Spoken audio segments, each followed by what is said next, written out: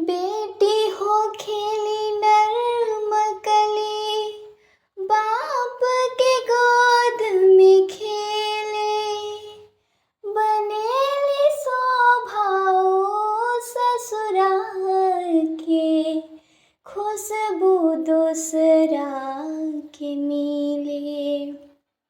हाय रे दहेजवा बलिजवा बनाई के, गरीबन के छतिया पर छुरिया चलाई के।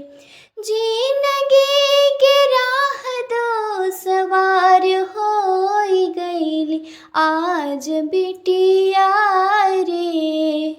काहे भला सिरवा के भार हो गईली, आज बिटिया रे। काहे भला सिरवा के भार हो गईली। द्वारी द्वार जोगी एगो फेरा देला जैसे, बाप बउरहवा द्वारे द्वारे घूमे वैसे। बेटी वाला गोड़वा पर पगड़ी झुकावे, बेटा वाला सोझ मुँह नाही बतियावे। लक्ष्मी दहेज के शिकार हो गईली, आज बिटिया रे।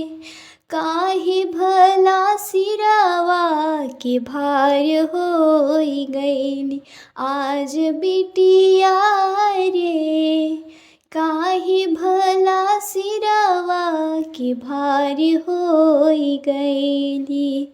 जवन बाप अंगूरी धराई के चलावे, बेटिया के हाथ धरे वाला नाही पावे।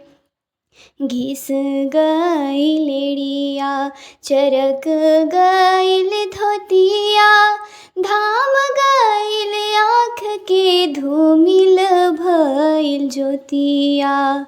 शादी सगाई त व्यापार हो गईली, आज बिटिया रे।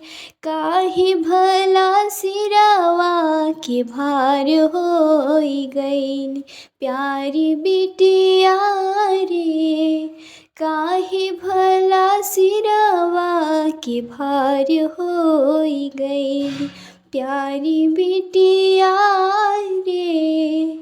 काहे भला सिरवा के भार हो